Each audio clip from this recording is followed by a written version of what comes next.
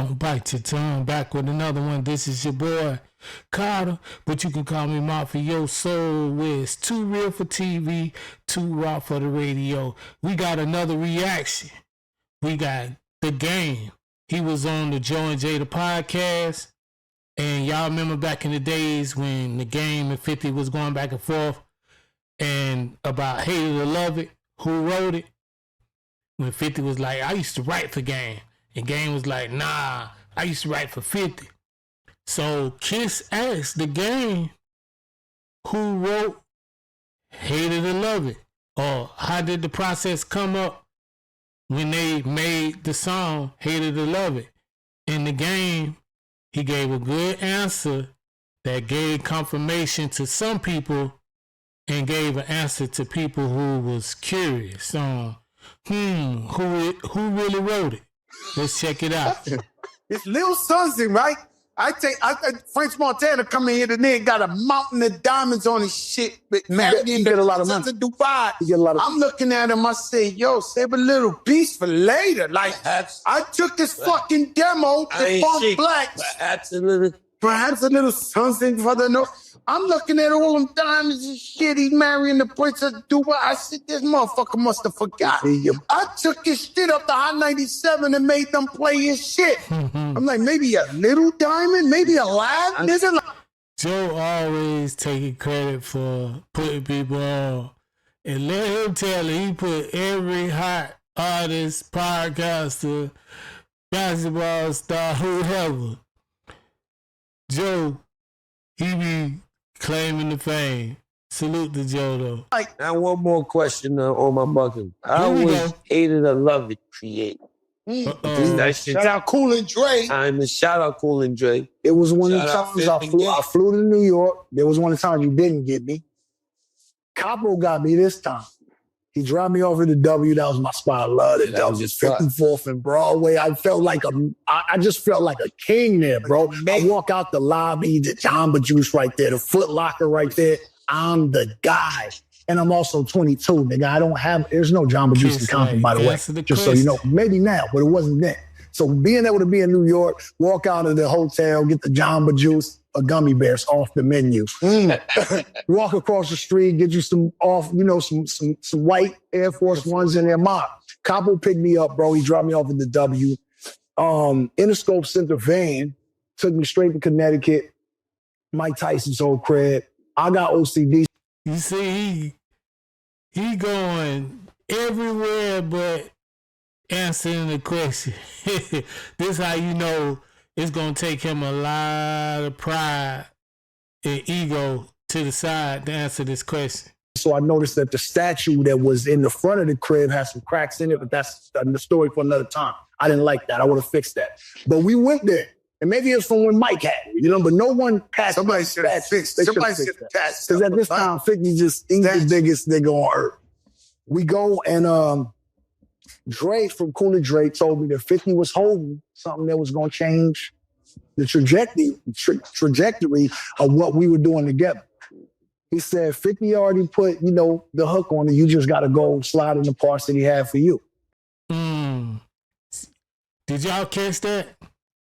He said 50 already got the hook ready. Only thing he needs you to do is slide on the parts that was made for you. So basically, 50 already had the song ready and together. He just wanted the Game to put a verse on it. Because he was bringing the Game on. He already was on, and that's how main artists introduce artists under their wing. They come up with a song because everybody, if you popping and you hot, people already loving your sound. So it's a alley-oop. If I do a song for you with my sound and then feature you on my track with me on it, and all thing you gotta do is rap. Now I'm introducing you and your sound to the Game because they already love me. And so when 50 say, I gave Game these records, he did give me those records. What I'm saying to 50 on Joe and Jada or anybody that's listening who thinks that my pen is lazy or some shit, that if 50, those are great records, love them. And I appreciate 50 for that because he's a jingly nigga. You know what I'm saying? He It's called a hook for a reason. Hook master. He's great at that. But if 50 don't give me those records, bro, I promise you, as me being who I am, I still am in the same position because, nigga, that's... Nah, he did good on his solo album, and he can rap. But the G-Unit tag and stigma was still tied to the game. And he had Dr. Dre beats, and he's a blood that was from Cali. So he had a lot of pointers to help him out by not being with the G-Unit at the time. It's my destiny. That's what I set out for myself. I was going to achieve it by any means necessary. If I had to get fucking Snoop or Nate Dogg to do a hook, nigga, I was to the moon because that's how I saw it for myself. Do I appreciate 50 for making it a little bit easier? Absolutely. And this nigga, I'm telling you, bro, this nigga 50, bro, he a different nigga, but I understand this nigga. I know this nigga, and the shit that he do to everybody else, it don't work on me.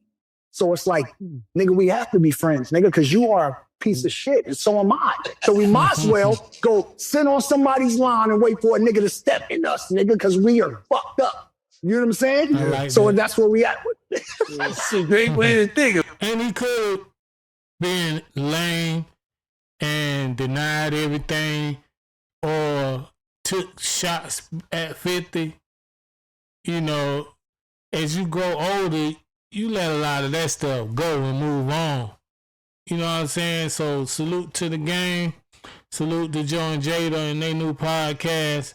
And for all the hip-hop heads out there who was wondering, like me, did 50 really write it? Did the game really write it? We got the confirmation. 50 already had the song laid with his verse and the hook. Only thing he needed Game was to do was spit a verse on it. You know what I'm saying? That's how it went. You know, that don't bite your tongue. You know what I'm saying?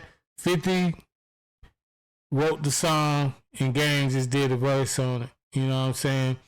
This is your boy, Mafioso. Shout out to the whole Too Real family in the chat room.